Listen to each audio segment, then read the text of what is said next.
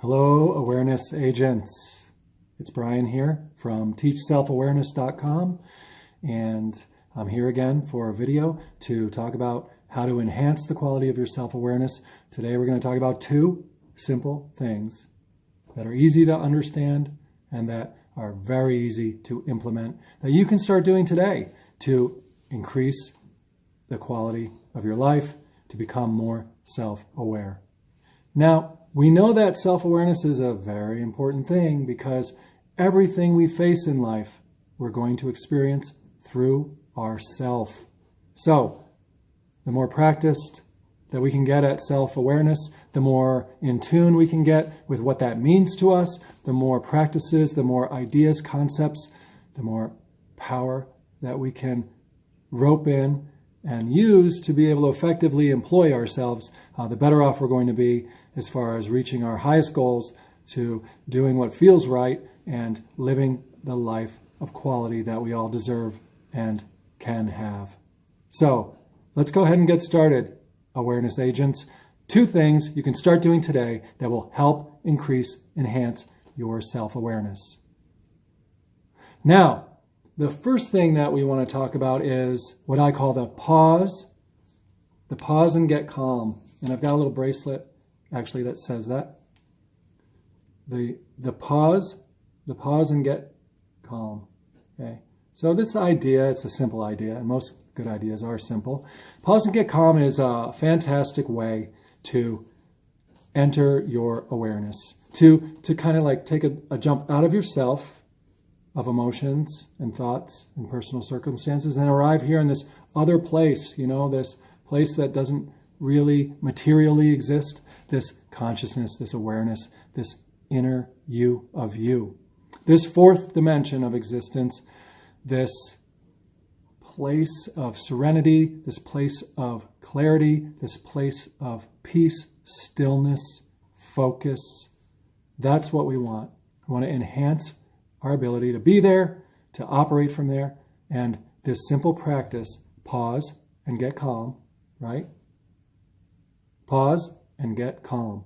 So, this is how it works. Okay.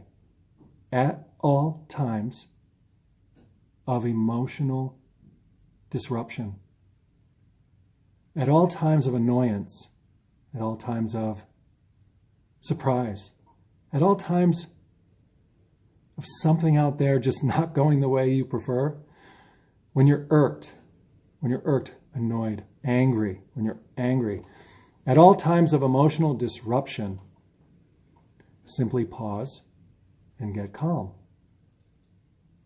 Now, by pausing, what I mean is just stop. Stop. Take a moment, take a breath. Moving our awareness to our breathing, conscious breathing vents the emotional disruption. When we get strong emotions going on inside of us, it can cause like this energy, power-packed explosion, boom, and we react. We want to not do that. We want to be able to neutralize that energy, neutralize that emotional disruption before it hits a tipping point and explodes as an emotional reaction. Why? Well, if we just react a little bit to some situations, I don't know, it could just lead to embarrassment, which isn't comfortable. Like what? You're at the grocery store, right?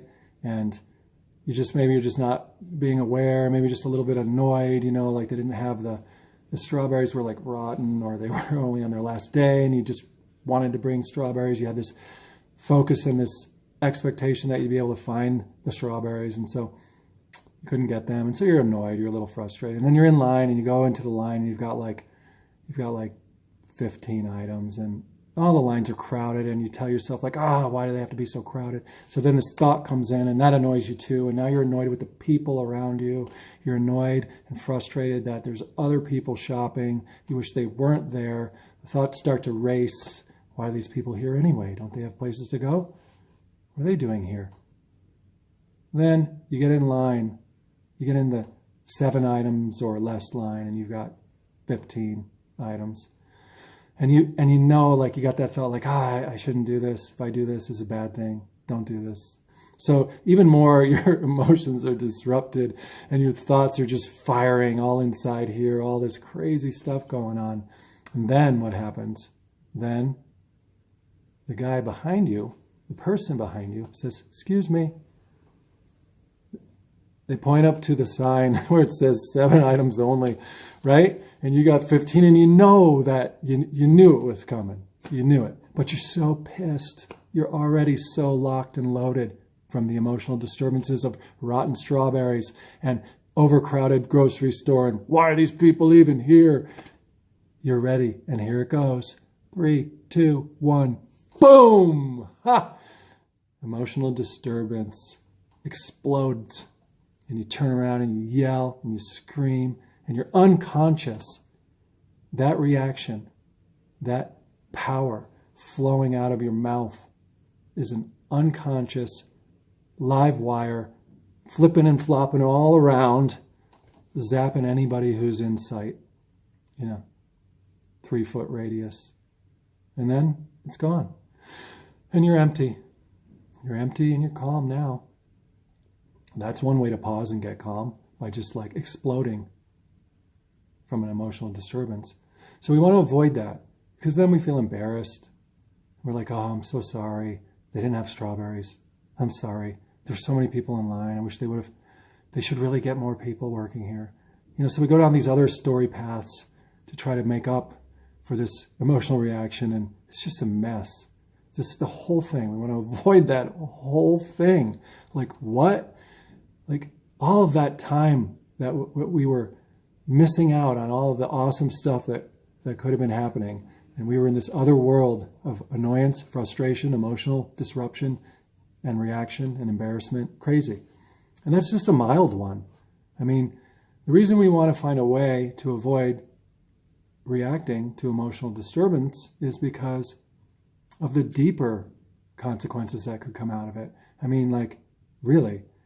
Family fights, deep, broken relationships, these things, we don't want them in our personal lives. And reactions can cause that. Feuds that last for years, all sorts of things. Could cause you to lose your job, So we want to learn how to pause and get calm when we start to feel an emotional disturbance. So by pausing, what I mean is stop. So you just take a moment and you take a conscious, controlled breath. We're really just moving our awareness to our breathing. We're moving our awareness off of the thing out there and onto the sound and the movement and the feel of our conscious breath. Our consciousness goes on to our breathing. After a few breaths, the inhale unhooks us from what's out there, from our thoughts. It vents the emotion as we exhale. We feel a little release, different kind of a release than if we were to emotionally react to people. We don't want to do that, create that karma, you know what I mean? Because when we found out that these two things are connected, we stopped punching the world, or at least we stopped wanting to punch the world. We want to find a way out. And the pause and get calm is the first way to be able to effectively neutralize an emotional disruption. So, pause and get calm by focusing on your breathing. That's the first thing that you can do to enhance your self-awareness. What happens is, when you do that, you rise above the emotional disruption. It vents the emotion. You get your head above the water. You're not drowning anymore. And in that stillness, you're back. You're back in that fourth dimension of existence. You're back sitting on top of your spiritual awareness, of your consciousness, of your you of you. And you're able to effectively manage the world of yourself. That's when you get out of that line and you go and you say, you know what? I'm going to stand in this other line, wait my turn. And I wonder what awesome thing might happen. And that's when, like, all of a sudden, the person you're standing in front of was like somebody who had a new opportunity for you. The things that you really wanted, they're helping you get them. Maybe they know someone who knows someone else who actually was working on something similar to what you've been thinking about, and they need to hire you to do that work. Or, you get it. Then you have your serendipitous moments, your coincidences, your happenstances. Anyway, pause and get calm when emotionally disturbed, when disruptions of emotion come in. And that'll neutralize it, put you back into your awareness of yourself instead of being pushed and pulled around by thoughts and powerful emotions. So, the second thing we want to do, the second thing is called paint a new story. It's like lying. Painting new stories is like lying. That's probably why people don't usually do it. They think, well, I'm not telling the truth. Why should I lie to myself? I'm lying to myself if I tell myself money and I are friends. You don't understand. I have all these bills. I don't have enough money. What do you mean money and I are friends? Well, paint a new story. Paint a new picture. Use your imagination and your ability to comprehend things to tell a new story. So you start by pausing, getting calm. And in that stillness, when you are awake and aware in that dimension, in that new state of consciousness, start to paint a picture upon yourself. Money and I are friends. Money wants to be with me. It wants to find, money comes looking for me. Then use your imagination to tap yourself, tap your memory, to paint this picture. You know what money looks like.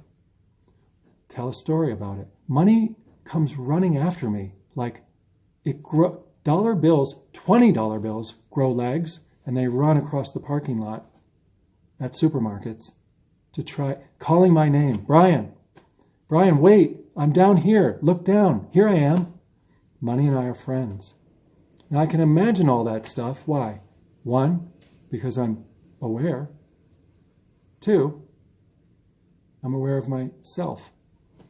Myself, which is a set of data, information, among other things. Inside myself, I see the word money. I know what money looks like. I know what legs look like. I know what parking lots look like. I know what people running, things running look like. I can use my awareness of myself to create a new story, to paint a picture on myself. And I can feel the emotional power like it was happening, like I was viewing it right in front of my mind's eye. So there's money running across the parking lot looking for me. It wants to jump up and go into my wallet. It wants to know my bank account number so it can just find its way in. Money and I are friends. And if I want to support this even more, super easy. All I got to do is look around at the things I already have. They are money in disguise. Like what? This pair of glasses. They're not free. Cost money to have them. They're valuable. What? A shirt. Oh my gosh, $30 at the store. $30 bill here. What? The ring? What? Money everywhere. A pair of jeans I'm wearing. The undershirt. Money, money, ching, ching, ching. Money and I must be friends. Look, money wants to jump on me. So these are the ideas and concepts we want to paint upon ourselves, tell ourselves this story, and we can do that, we can paint that picture when we are calm and aware. So pause and get calm, paint a new story, and then just let go and move along. You'll be surprised at what unfolds. This is Brian for TeachSelfAwareness.com. If you enjoyed this video, subscribe. Please subscribe. I'll be making more videos. I'll be getting better at the videos I make. Practice, right? And what? If you want, visit the website, TeachSelfAwareness.com.